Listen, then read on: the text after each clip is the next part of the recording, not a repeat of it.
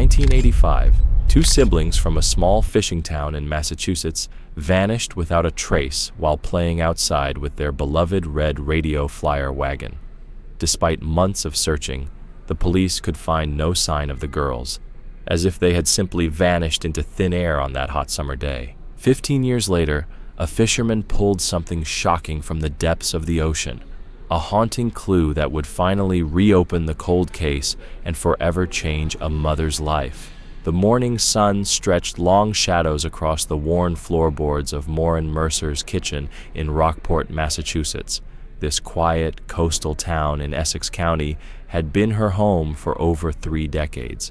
Its bustling harbors filled with fishing boats and lively markets once brought her peace. But now, 15 years after that tragic day in 1985, the town felt more like a cage of memories.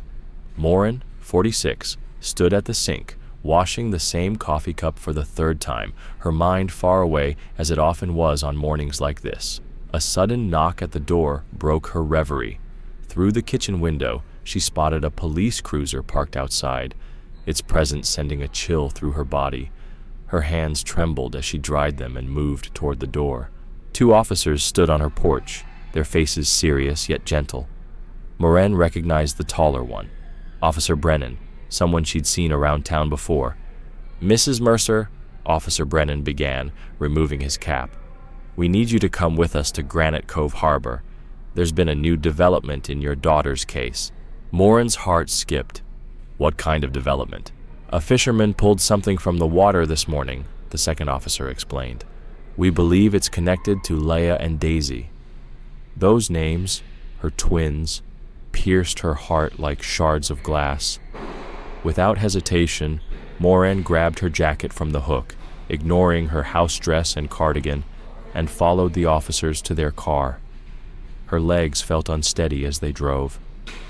The 10-minute ride to Granite Cove Harbor felt both endless and too brief.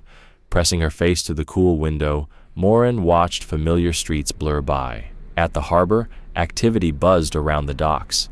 Police vehicles stood nearby, and forensic experts in their jackets moved with purpose. Detective James Morrison, who had handled her case from the start and had become almost a friend through those dark early days, stood near the water's edge. Beside him was a weathered fisherman, clad in rubber boots and a thick knit sweater. Between them, on a blue tarp, lay something that stole Morin's breath away: the red radio flyer wagon. Though corroded by 15 years in the ocean, barnacle-covered and missing a wheel, Morin recognized it instantly. Her legs nearly gave way as she approached. "Mrs. Mercer," Detective Morrison said softly, steadying her with a hand on her elbow. "This is Tommy Caldwell, the man who found it."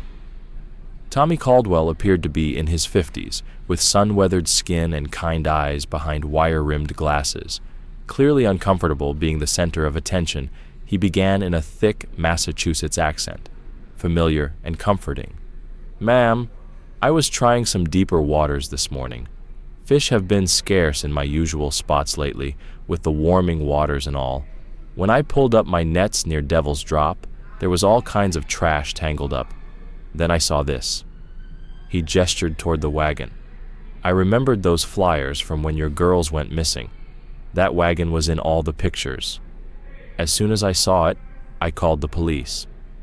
Morin found her voice. "Devil's Drop? But no one fishes there. If it was out there all this time, why hasn't anyone found it before?" Tommy rubbed the back of his neck. "Well, ma'am, Devil's Drop has a reputation.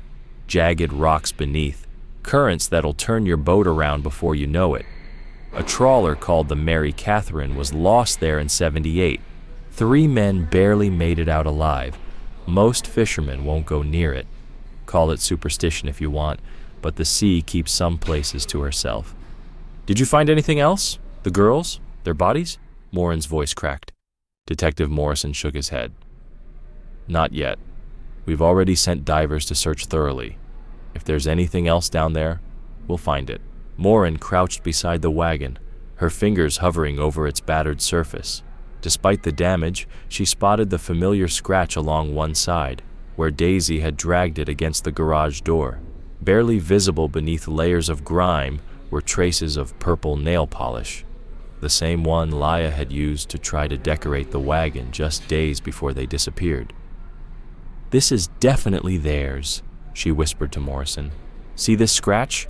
Laya always tried to make things special, even this wagon." "Prettier," Morin whispered.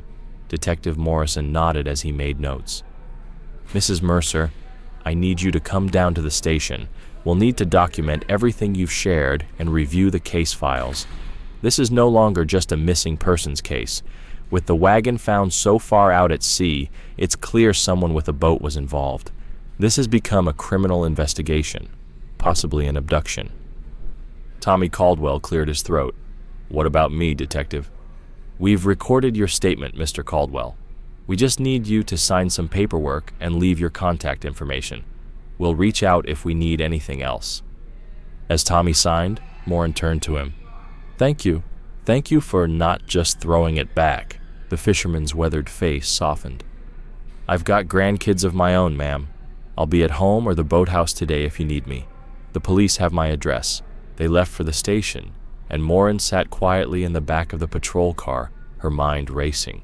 The familiar streets of Rockport slipped by once more, but everything felt different now. For 15 years, she'd lived in a painful limbo of not knowing. Now, with the discovery of the wagon, that limbo was shifting into something new, something that might finally bring answers, however difficult they might be. At the station, Detective Morrison led her to his office, the very room where she had spent countless hours back in 1985, going over every detail, every possibility. The walls still bore the same faded paint and water stain in the corner, but now a bulky beige computer sat on his desk, a stark reminder of how much time had passed. "Let's go through this again," Morrison said gently, pulling out the old case file. The thick folder was worn at the edges from years of handling. "August 12th, 1985. Your daughters, Laya and Daisy, 8 years old, were playing outside with their radio flyer wagon." Morin nodded, her voice steady, yet heavy with the familiar pain. "They did it often. The park was just across the road and around the corner from our house. We didn't have much of a backyard, so I let them play there. It was safe. Rockport was safe. Everyone knew everyone. They were supposed to be home by 5:30 p.m. When they didn't come home, I went looking. First the park, then the fish market where I had my stall. I asked everyone if they'd seen the girls, but no one had. I checked the stores we visited as a family. Nothing." Morrison flipped through the pages. "We interviewed everyone in your neighborhood, checked every gas station, contacted the harbor authority. No one reported seeing anything suspicious. It didn't make sense," Morin said, her voice tight with old frustration. "Rockport had one of the lowest crime rates in the state. We didn't have trafficking. We didn't have those kinds of criminals. And now, finding the wagon so far out at sea, whoever did this had access to a boat," Morrison concluded. "That narrows it down considerably," Morin said. "Someone in the fishing or harbor community knows something." He leaned back in his chair. "We're going to alert the community again, re-interview everyone, especially those who owned or operated boats back in 1985. I want to see Tommy Caldwell again," Morin said suddenly. "I promised him I would thank him properly." Morrison nodded, jotting down Tommy's address on station letterhead. "Do you have a cell phone, Mrs. Mercer?" "No, I never saw the need." The detective opened a desk drawer and pulled out a small Nokia phone, the kind with a tiny screen and rubber buttons. "Take this. It's a spare. The numbers are taped to the back. Keep it with you. We're actively working this case now, and I need to be able to reach you when you're not home." Morin took the phone, its weight unfamiliar in her hand. Technology had moved on while she'd stood still, frozen in 1985. After signing some paperwork, consent forms, evidence documentation, Morrison offered to have an officer drive her home. She accepted, suddenly exhausted despite it being barely noon. As the patrol car pulled up to her house, Morin clutched the Nokia phone and the paper with Tommy's address. For 15 years, she'd had nothing but questions and old photographs. Now, she had the red wagon and a new thread to follow. It wasn't much, but it was more than she'd had yesterday. The officer waited until she was safely inside before driving away. Morin stood in her doorway a moment, looking out at the quiet street where her daughters had once played. She went upstairs to change, then left the house and got into her car to head to Tommy's address. Her old Honda Civic rolled up to the modest property near the water. Tommy Caldwell's home sat on a quiet stretch, away from the harbor's bustle, a two-story house with weathered cedar shingles beside a boathouse that had seen better days. She saw Tommy outside, pressure washer in hand, blasting years of grime off the boathouse walls. He noticed her, shut off the machine, and raised a hand in greeting. The sudden silence was broken only by gulls crying overhead and distant boat engines humming. "Mrs. Mercer," Tommy said, wiping his hands on damp jeans. "Didn't expect to see you so soon." "Please, call me Morin," she said, stepping closer. "I wanted to thank you properly, away from all the police and commotion." Tommy gestured toward a pair of old lawn chairs near the boathouse. "Can I get you something? Coffee? Water?" "No, thank you. I won't take up much of your time." They sat, and Morin looked out over the harbor view peeking between buildings. "I haven't been around the harbor much these past 15 years, she admitted quietly. "After the girls disappeared, I just couldn't bear it. Too many memories." Tommy nodded, a knowing softness in his weathered face. "Can't imagine how hard that must have been." "Tell me," Morin said, shifting in the creaky chair, "how has the fishing community changed in 15 years? Things must be different now." "Oh, plenty's changed," Tommy replied, settling back. "Lost a lot of the old-timers. Retirement, some passed on. The young folks don't want to fish like their fathers did. They go to college, get office jobs in Boston. Can't say I blame them. It's hard work with uncertain pay. And whoever took my girls to that spot, Devil's Drop, they would have needed a boat," Morin said carefully. "Someone from the community." Tommy's expression darkened. "Been thinking about that myself. Back in '85, maybe 60 or 70 boats worked out of Rockport regularly. Now we're down to half that. Whoever did this knew these waters, knew Devil's Drop was a place nobody'd look." The conversation drifted, and Morin found herself asking, "Did you know my stall at the fish market? Mercer's Fresh Catch?" Tommy's face brightened slightly. "Of course I did. You had the spot right at the corner, caught everyone coming in. Always a crowd there, especially summer weekends with the tourists. Best location in the market." "What happened to that spot after I closed?" "Well, let me think." Tommy scratched his chin thoughtfully. "It sat empty. The market wasn't the same without your stall. Then Frank Ditt took it over. He's done well for himself there." Morin frowned. "But Frank had his own stall back then. I remember because—" Her memory surfaced clearly. His business was struggling. I felt terrible for him. All that fresh fish and barely any customers. I once bought his entire stock just to help him out." Tommy chuckled. "Sounds like something you'd do." He didn't appreciate it. Morin continued. "The second time I tried, he got offended. Told me to mind my own stall and stop pitying him. He was always proud like that." "I work mostly out on the water," Tommy said. "Don't get to the market much except to drop off my catch. But I heard the stories. Frank did close up shop for a while after your girls disappeared. When he came back and took your old spot, business turned around for him. That corner location really is magic. Blessed two owners now." "Good for him," Morin said, though something nagged at her. His hard work finally paid off. Maybe I should visit the market, talk to him. It's been so long since I've seen any of the old crowd." "You should," Tommy encouraged. "Might do you good to reconnect." Morin opened her purse and pulled out her wallet. "Now let me give you something for your trouble today. A reward for finding the wagon." "Absolutely not," Tommy said firmly, holding up both hands. "I didn't pull that wagon up looking for any reward." "Please," Morin insisted, pulling out several bills. "This is nothing compared to what you've done for me. You've given me hope for the first time in 15 years. but Tommy was already standing, shaking his head. "Ma'am, Morin, I got grandkids, like I said. If it was them, I'd want someone to do the same. You keep your money." Seeing she wouldn't win this one, Morin tucked the money away but pulled out a small notepad instead. "At least let me give you my information.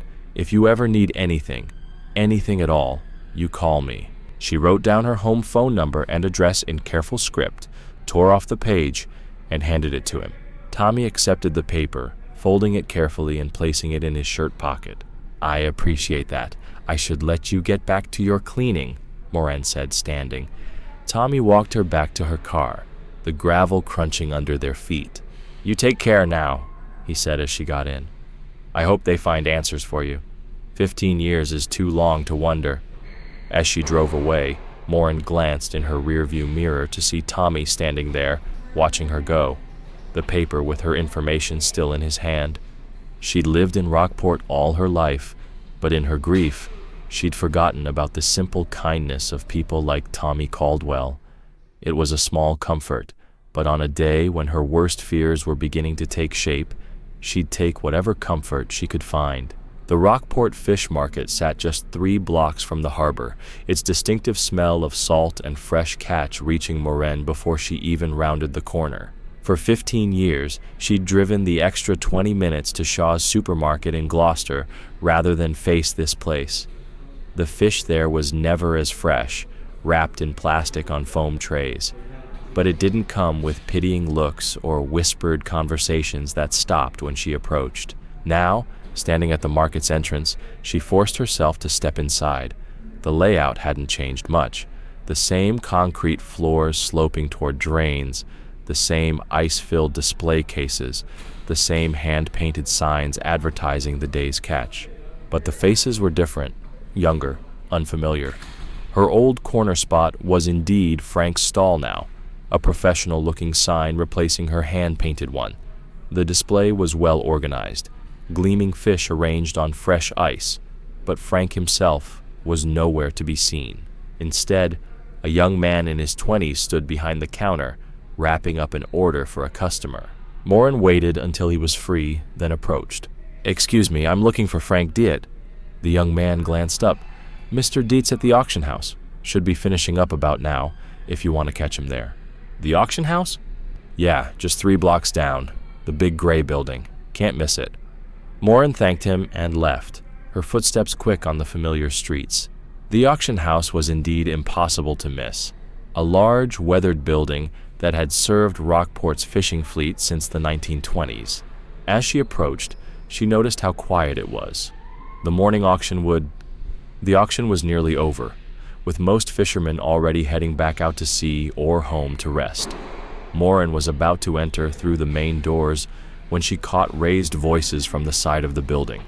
Instinctively, she pressed herself against the wall and paused. "I told you I'd have your cash by the end of the week," came Frank's voice, rougher than she remembered, but unmistakable. "Before late, Frank. That was the deal," replied another man, wearing a stained apron, possibly from one of the processing facilities.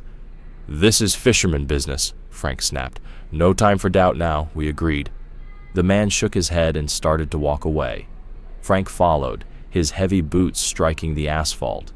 They stopped beside a beaten pickup truck where the aproned man reached through the open window and grabbed something, dangling a key in the afternoon sun.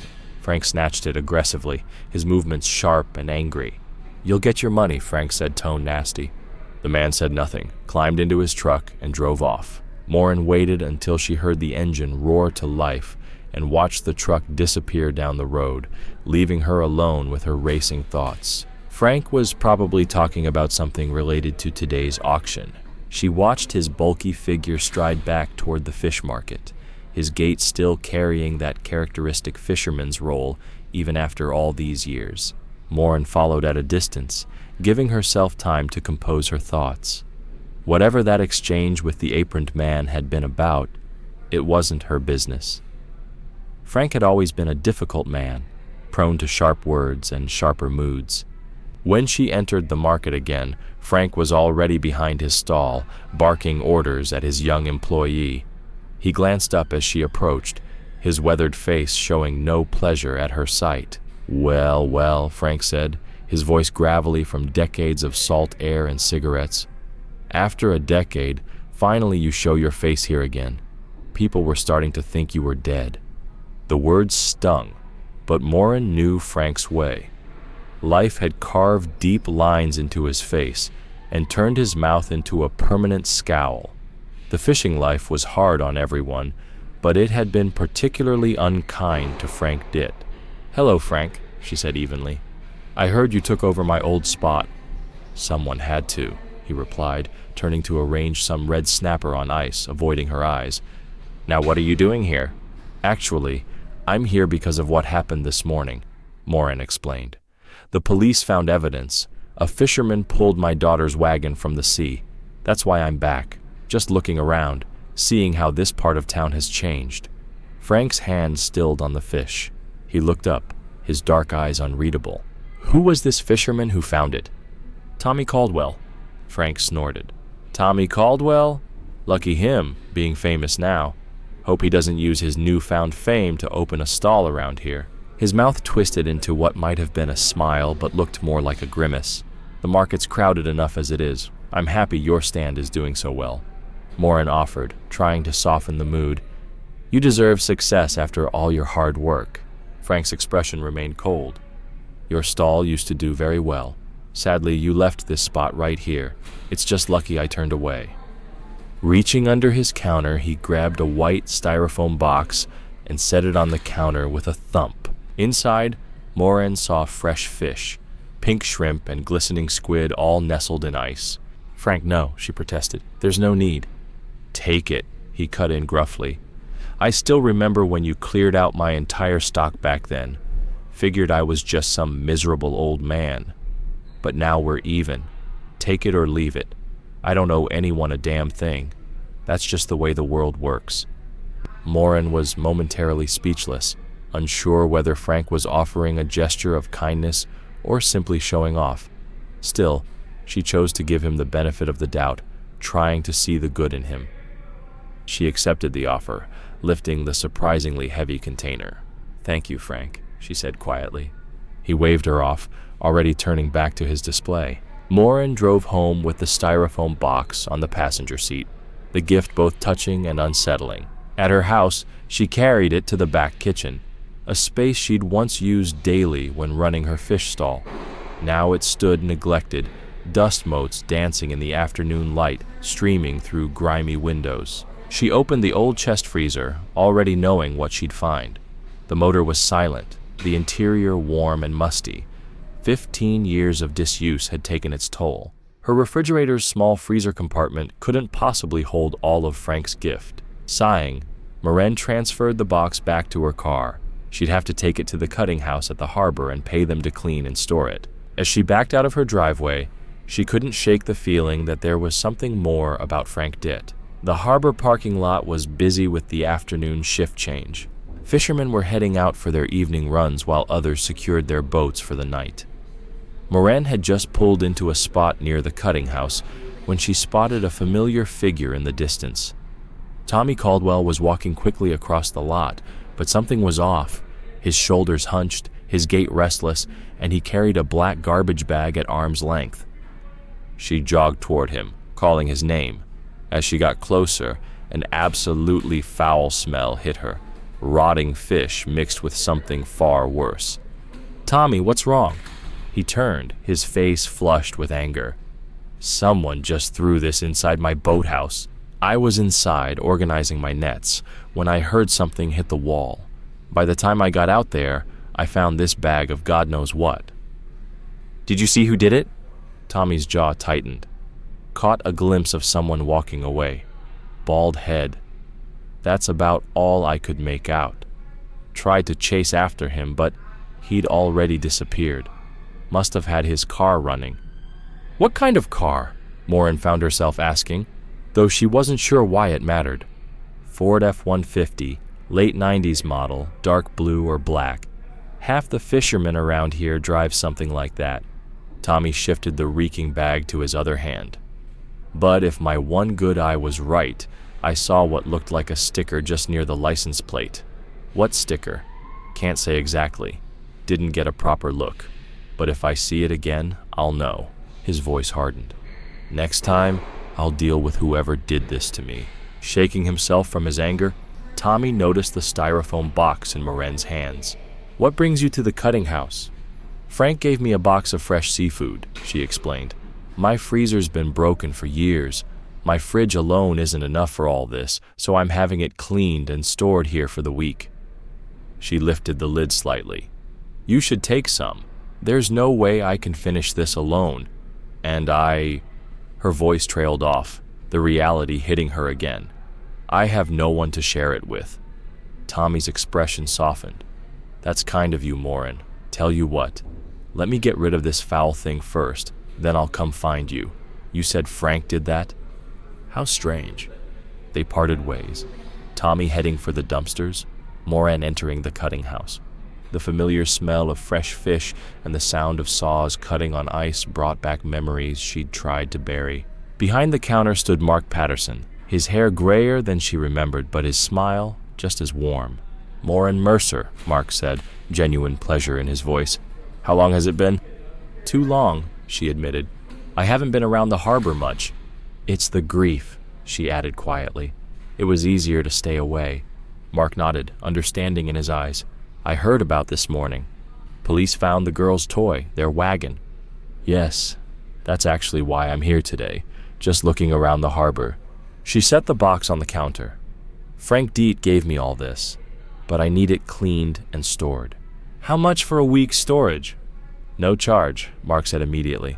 It's the least I can do. Mark, please. Morin pulled out her wallet. I've had enough of people giving me free things today. I appreciate the kindness, but I need to pay. I need things to be normal. Mark studied her for a moment, then named a fair price. As Morin counted out the bills, she heard the kitchen door swing open. A man emerged to collect the styrofoam box, and Morin's breath caught. It was the same man from the auction house, the one in the apron who'd given Frank the key. She tried to keep her voice casual as she turned back to Mark. Excuse me, who was that? The man who just took my box. Mark looked confused by the question. That's Jesse Vaughn. Is there anything wrong? No, nothing's wrong. Morin forced a smile. I just thought I recognized him. Saw him this morning talking to Frank at the auction house. Mark's expression shifted slightly. Jesse rarely deals business with Frank. To be honest, I don't really like the guy. Frank, I mean. Nothing personal, but he's not a pleasant man to talk to. He started to turn toward the kitchen. I should go talk to Jesse. No, please, Morin said quickly. It's nothing important, really. Mark paused, then shrugged. All right, then. Thanks for letting me know, though. I'll have your fish ready whenever you need it. Morin thanked him and left the cutting house. Outside, she walked to her car with measured steps, exhaustion finally catching up to her. The day had been an emotional marathon, from the wagon's discovery to seeing old faces, from Tommy's kindness to Frank's unexpected gift. All she wanted now was to go home, make a cup of tea, and process everything that had happened. She started her Honda and pulled out of the parking lot, taking the familiar route home. As she passed the fish market, she couldn't help but glance over. Frank's stall was bustling with late afternoon customers, his young employee working the counter with practiced efficiency. But Frank himself was nowhere to be seen. Again, Morin continued down Harbor Road, reaching over to turn on the radio. The local oldies station was playing Dreams by Fleetwood Mac, and she let the familiar melody wash over her. For just a moment, she could pretend it was a normal day, that she was just another Rockport resident heading home after a long day. The illusion of a normal day shattered when Morin noticed a car speeding up behind her in the rearview mirror. It swerved recklessly around her Honda, then suddenly pulled over on the shoulder ahead. The driver's door flew open, and a man stepped out, shouting and waving his arms frantically. Morin's hands tightened on the steering wheel, her heart pounding. She couldn't make out his face clearly, too focused on not rear-ending him. But as she checked her mirrors to pull over safely, she recognized him. It was Jesse Vaughn, the butcher from the cutting house. She carefully reversed until she was parallel with his car, then stepped out. Jesse was already jogging toward her, his face flushed and panicked. "I need to speak with you about something important," Jesse said breathlessly. "We're in the middle of the road," Morin said, glancing nervously at the passing traffic. "Come to my place and we'll talk." "No," Jesse's voice cracked. "I need to tell you something important. Now, right now." The raw fear in his voice made Morin's stomach clench. "What is it?" "Frank came to see me this morning," Jesse began, trembling visibly, words tumbling out in a rush. "Actually, he's been seeking me out for weeks, but today he looked different, more serious, like he was panicking." "Get to the point," Morin urged, her heart racing. Jesse took a shaky breath. "Frank's been asking to rent my fishery house for the past 2 weeks. Said he was going to receive a big stock and needed extra space to store it. But he wanted the entire space, the key, full control. I refused. Told him he could store his stuff, but couldn't have the key or ownership. This morning," Jesse continued, his voice dropping, "he was different, serious, desperate even.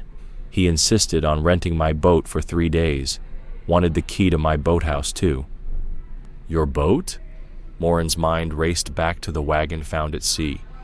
"When I refused again, he made me an offer, paid me a huge amount and said he'd use my boathouse and boat to tie up loose ends, said he needed to get rid of something."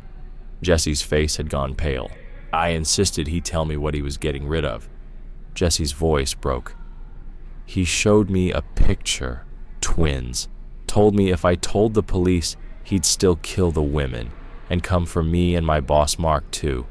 But if I kept quiet and let him use my boat, he'd make sure the police never found what he did, and I'd be safe." Morin felt the world tilt. "Twins!" Jesse met her eyes, tears threatening to spill. "I believe the girl was one of your daughters. I saw the old flyers. They looked similar, even though the girl was grown up now.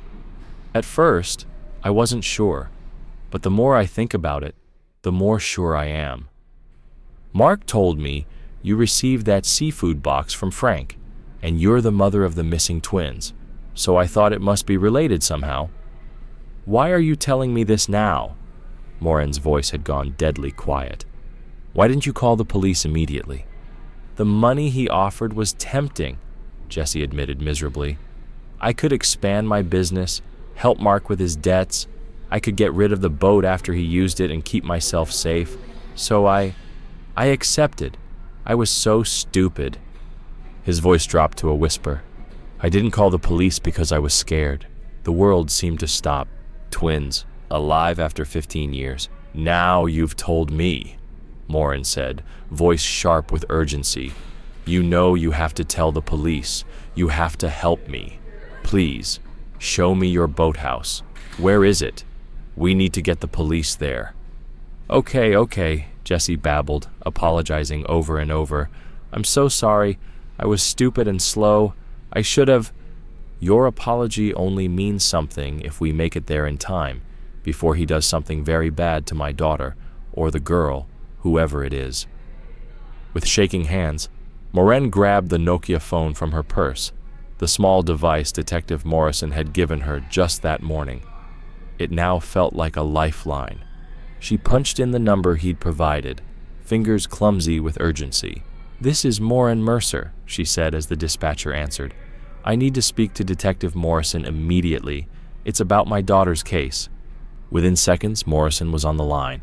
Morin forced herself to speak clearly, relaying everything Jesse had told her. Beside her, Jesse provided his boathouse address when prompted, his voice thin with fear.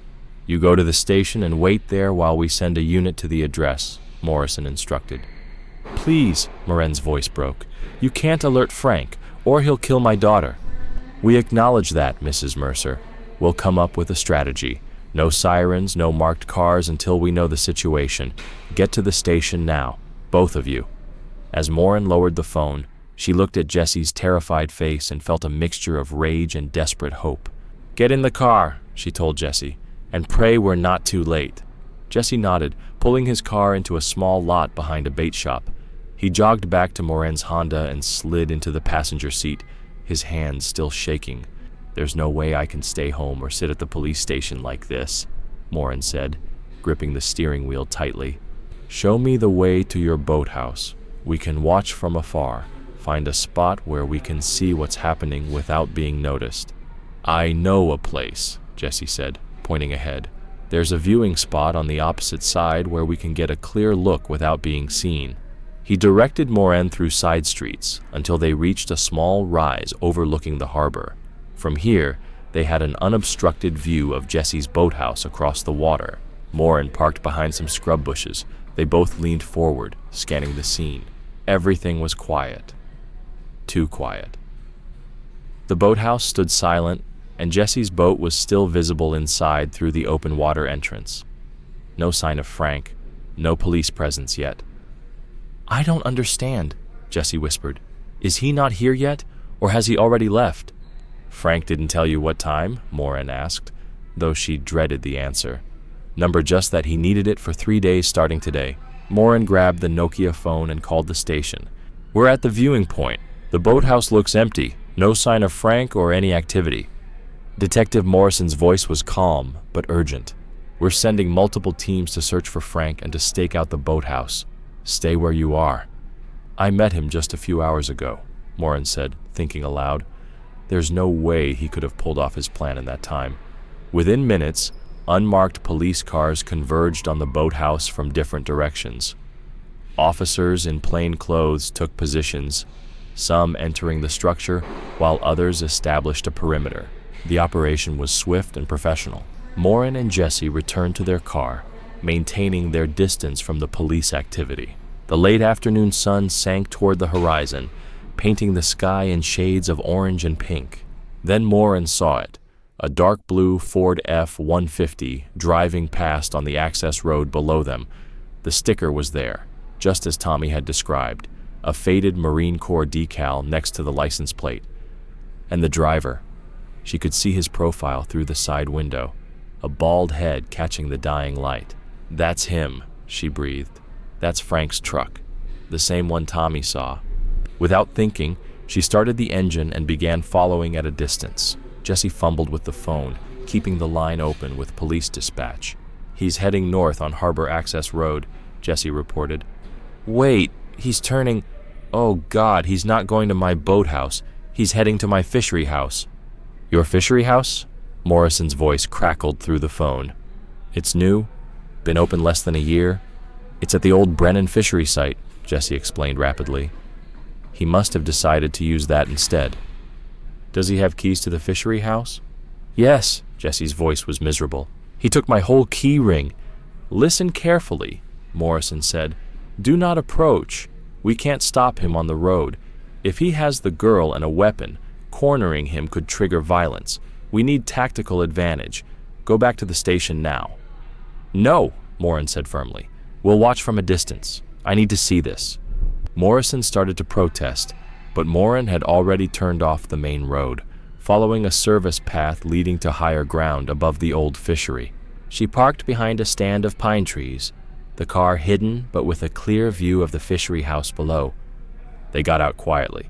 Morin crouched behind the vegetation. Through the gathering dusk, they watched Frank's truck pull up to the fishery house. He got out, looked around carefully, then went to the passenger side. Morin's heart stopped as she watched him pull out a limp female form. Even from this distance, even after 15 years, a mother knows the way. The woman's hair fell in a familiar way, the shape of her face in profile. It was one of her girls, grown up, but unmistakable. Frank carried her inside. After fumbling with the keys, moments later he emerged again, retrieving a coil of rope and a toolbox from his truck bed. "Oh God," Jesse whispered. "He's going to..." Morin hissed, though her own heart pounded in her chest. Only one of the twins was there. Where was the other? In the distance, police vehicles approached with their lights off, moving like shadows in the failing light. They positioned themselves strategically, surrounding the building. The raid, when it came, was swift and precise. Officers breached multiple entrances simultaneously. There was shouting, Frank's voice angry and surprised, but no gunshots. Minutes later, They led him out in handcuffs. His bald head bowed, shoulders slumped in defeat. Morin's phone rang.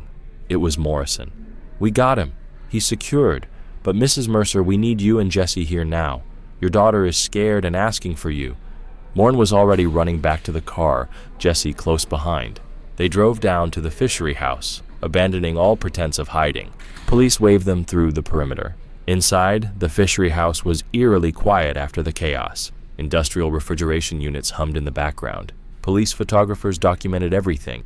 Frank's tools lay out on a stainless steel table, his guns, personal items, and there, on a concrete slab in the center of the room, lay a young woman. Above her, a rope hung from a ceiling beam, partially knotted. Frank had been in the middle of his preparations when the police stormed in. Morin approached slowly, her legs trembling. The woman, barely more than a girl despite being 23, was stirring as an officer gently shook her shoulder. "Miss, can you hear me? You're safe now." The girl's eyes fluttered open, unfocused and confused. She looked at the officers, at the fishery house, and finally at Morin. No recognition in those familiar eyes. "Who are you?" the girl asked weakly. "Why are the police here? Where's Frank?" Morin knelt beside her, tears streaming down her face. "This is Mom. I'm your mom. The police caught Frank. This man, Jesse, he helped us find you." The girl shook her head, fresh tears spilling. "My mother's dead. Frank said she died." "No, sweetheart, I'm alive. I've been looking for you every single day for 15 years. The girl studied Morin's face, confusion giving way to something else. "He lied to us," she whispered. "Frank lied about everything, and he killed her. Frank killed Daisy." The name hit Morin like a physical blow. This was Laya, her younger twin by 12 minutes, and Daisy. "Oh, Laya?" Morin sobbed, gathering her daughter into her arms. "You are my mom?" Laya asked, wonder in her voice. "You look so old, I barely recognize you." Morin laughed through her tears. "That must be from all the years looking for you and thinking about you and Daisy." "Daisy's been gone a long time," Laya said, her voice breaking. She tried to say more, but the words wouldn't come. "It's okay," Morin soothed. "No need to rush. What's important is that we're together now, and alive." "And Frank's been arrested?" Laya turned to Jesse, who stood awkwardly nearby. "You helped find me?" Jesse nodded, tears in his own eyes. "We all saved each other. If I hadn't spoken up, I'd be in trouble for having that." He gestured at the rope set up in his property. "I never could have lived with the guilt and regret if I'd stayed quiet." Suddenly, Jesse wrinkled his nose. "Do you smell that?" He walked toward the back of the fishery house with an officer. The incinerator. It was on. They found it glowing red-hot in a back room. The officer examined it grimly. He was preparing to dispose of evidence, or... "He asked me for the boat first," Jesse said quietly. "I thought he planned to dump her at sea, but maybe with all the police activity at the harbor today, the divers searching, he changed his plan." Laya clung to Morin, sobbing. The medical team arrived, gently extracting her from Morin's embrace to examine her. "He gave me cough medicine," Laya told them. "Much more than my usual dose. He forced me to take it. He wanted me sedated for transport, but conscious for the officer." The officer trailed off. "You're safe now." The medical team was thorough but gentle, checking for injuries, new and old. They documented everything Laya told them about the abuse she'd suffered. Their faces were professionally neutral but kind. "She should have a full examination at the hospital," the lead paramedic said. "But she's not in immediate medical danger." Detective Morrison approached. "If you're both able, I'd like to take your statements at the station while everything's still fresh. Then we'll get Laya to the hospital." They helped Laya into the police car, Morin never letting go of her hand. Jesse followed in another vehicle, his part in this story not yet over. As they drove away from the fishery house, Morin held her daughter close. 15 years of separation finally ended, even as the horrible truth of what had happened began to emerge. The Rockport police station hummed with activity as they arrived. Officers moved with purpose through the corridors. Phones rang constantly. Hushed conversations filled the air. Morin caught fragments as they passed. An officer handing a file to Detective Morrison saying, "Frank's talking, but he might still be hiding some things." She exchanged a worried glance with Jesse, who looked pale and frightened as officers led him toward a separate interview room. Laya was taken to another room with a female officer, leaving Morin to follow Detective Morrison into a small, windowless space with a metal table and 2 chairs. "Let's start from the beginning," Morrison said gently, pulling out a digital recorder. "Tell me everything that happened today." Morin recounted it all: finding the wagon, visiting Tommy, Frank's gift, the cutting house, Jesse's frantic roadside confession, the race to save her daughter. Morrison took notes, occasionally asking for clarification. His expression grew grimmer with each detail. When she finished, he opened the file that had been handed to him in the corridor. He read through it silently, jaw tightening, then looked up at her. "Frank's confessing," he said quietly. "I need to share this with you, but it's going to be difficult to hear." Morin steeled herself. "I need to know." Morrison began reading from Frank's statement. "On August 12, 1985, your daughters Leah and Daisy Mercer were playing in the local park with their red radio flyer wagon." "Yes," Morin confirmed, her voice barely a whisper. "The park was so close, just across the road and around the corner. I always let them play there unsupervised. It was such a safe, close-knit community. Everyone knew everyone." Frank says he approached them. Frank had been in the middle of his twisted preparations when the police stormed in. Morin approached slowly, her legs trembling as she neared the woman, barely more than a girl, though 23, who was just beginning to stir. An officer gently shook her shoulder. "Miss, can you hear me? You're safe now?" The girl's eyes fluttered open, unfocused and confused. She looked at the officers, at the fishery house, and finally at Morin. But there was no recognition in those familiar eyes. "Who are you?" the girl asked weakly. "Why are the police here? Where's Frank?" Morin knelt beside her, tears streaming down her face. "This is Mom. I'm your mom. The police caught Frank. This man, Jesse, he helped us find you." The girl shook her head, fresh tears spilling. "My mother's dead." Frank said, "He said she died." "No, sweetheart, I'm alive. I've been looking for you every single day for 15 years. The girl studied Morin's face, confusion giving way to something else. "He lied to us," she whispered. "Frank lied about everything. And he killed her. Frank killed Daisy." The name hit Morin like a physical blow. This was Laya, her younger twin by 12 minutes, and Daisy. "Oh, Laya," Morin sobbed, gathering her daughter into her arms. "You are my mom?" Laya asked, wonder in her voice.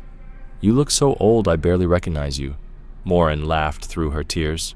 "That must be from all the years looking for you, thinking about you and Daisy." "Daisy's been gone a long time," Laya said, her voice breaking. She tried to say more, but the words wouldn't come. "It's okay," Morin soothed. "No need to rush. What's important is that we're together now, and alive." "And Frank's been arrested?" Laya turned to Jesse, who stood awkwardly nearby. "You helped find me?" Jesse nodded, tears in his own eyes. "We all saved each other. If I hadn't spoken up, I'd be in trouble for having that." He gestured at the rope setup in his property. "I never could have lived with the guilt and regret if I'd stayed silent." Suddenly, Jesse wrinkled his nose. "Do you smell that?" He walked toward the back of the fishery house with an officer. The incinerator was on. They found it glowing red-hot in a back room. The officer examined it grimly. He was preparing to dispose of evidence, or worse. "He asked me for the boat first," Jesse said quietly. "I thought he planned to dump her at sea, but maybe with all the police activity at the harbor today, the divers searching, he changed his plan." Laya clung to Morin, sobbing. The medical team arrived, gently extracting her from Morin's embrace to examine her. "He gave me cough medicine," Laya told them, "much more than my usual dose. He forced me to take it. He wanted me sedated for transport, but conscious for the officer." The officer trailed off. "You're safe now." The medical team was thorough but gentle, checking for injuries, new and old. They documented everything Laya told them about the abuse she'd suffered. Their faces were professionally neutral but kind. "She should have a full examination at the hospital," the lead paramedic said, "but she's not in immediate medical danger." Detective Morrison approached. "If you're both able, I'd like to take your statements at the station while everything's still fresh. Then we'll get Laya to the hospital." They helped Laya into the police car, Morin never letting go of her hand. Jesse followed in another vehicle, his part in this story not yet over. As they drove away from the fishery house, Morin held her daughter close. 15 years of separation finally ended, even as the horrible truth of what had happened began to emerge. The Rockport police station hummed with activity as they arrived. Officers moved with purpose through the corridors, phones rang constantly, hushed conversations filled the air. Morin caught fragments as they passed, an officer handing a file to Detective Morrison saying, "Frank's talking, but he might still be hiding some things." She exchanged a worried glance with Jesse, who looked pale and frightened as officers led him toward a separate interview room. Laya was taken to another room with a female officer, leaving Morin to follow Detective Morrison into a small, windowless space with a metal table and 2 chairs. "Let's start from the beginning," Morrison said gently, pulling out a digital recorder. "Tell me everything that happened today." Morin recounted it all, finding the wagon, visiting Tommy, Frank's gift, the cutting house, Jesse's frantic roadside confession, the race to save her daughter. Morrison took notes, occasionally asking for clarification. His expression grew grimmer with each detail. When she finished, he opened the file that had been handed to him in the corridor. He read through it silently, jaw tightening, then looked up at her. "Frank's confessing," he said quietly. "I need to share this with you, but it's going to be difficult to hear." Morin steeled herself. "I need to know." Morrison began reading from Frank's statement. "On August 12th, 1985, your daughters Leah and Daisy Mercer were playing in the local park with their red radio flyer wagon." "Yes," Morin confirmed, her voice barely a whisper. "The park was so close, just across the road and around the corner. I always let them play there unsupervised. It was such a safe, close-knit community. Everyone knew everyone. Frank says he approached them with a promise of vanilla slices from the cafe near the harbor, told them they were going fishing together, that he had your permission, said they'd catch fish for dinner and make you proud." Morin's hands clenched in her lap as Morrison continued. "Instead of the cafe, he drove them to his house. He sedated both girls, wrapped them in a tarp, and, along with his fishing gear, hid them in the locked cabin of his trawler. Then he began moving them from place to place." The detective's voice grew harder. He had a network, other fishermen at different harbors along the coast. He would lend the girls to these men for days at a time in exchange for their silence. This went on while the investigation was still hot. Morin felt bile rise in her throat. All those people? They all knew. After the investigation cooled, he moved them to his basement. He gave them small amounts of money daily, told them if they were good and quiet, they could save enough to leave someday. He convinced them you and your husband had moved to another state and died in a plane crash. Bodies never recovered. "Did they ever try to escape?" Morin asked, though she dreaded the answer. Morrison's face was grim as he consulted the notes. "Daisy did, when she was 14. He paused, clearly struggling with the next part. Frank caught her trying to leave. During an assault, he cut her throat, then... Morrison's voice faltered. "Tell me," Morin said, tears already flowing. He dismembered her body and processed it. "Processed it? What do you mean?" He said, and I'm quoting, "He diluted it with acid he used in processing fish and seafood remains, then mixed it with the rest before disposing of it." The room spun. Morin gripped the table, sobbing uncontrollably. Her baby girl, Daisy, not just murdered, but the thought was too horrible to complete. Morrison gave her time, pushing a box of tissues across the table. When she could speak again, Morin asked the question that had haunted her for 15 years. "Why? Why did he do this to us?" Morrison flipped to another page. "Jealousy? Your seafood stall had become the most popular in the market. You were getting contracts to supply restaurants in bigger cities. Frank's family fishing business, which had operated for 3 generations, lost several major contracts because of your success. He blamed you for his financial ruin and social isolation." "But that's just business," Morin protested weakly. Frank saw it differently. He had no family of his own, No children, no partner. Watching your thriving family while his life crumbled, he wanted to, in his words, even the score. Take from you what you cherished most since you'd taken everything from him. A terrible realization dawned on Morin. The gift, the box filled with seafood he gave me, it was his way of flaunting his victory. Frank's stall was failing before my girls disappeared. Then sometime later, after the case went cold, he reopened in my old spot, the spot he always wanted. It became successful, just like mine had been. His plan worked, Morrison said bitterly. He destroyed your family and took your business, but he lost his soul in the process. Now he'll spend what's left of his miserable life in prison. Morin suddenly remembered Tommy Caldwell, the fisherman who found the wagon. Someone threw rotten fish in his boathouse today. It was Frank, wasn't it? The bald head, the blue pickup with the Marine Corps sticker.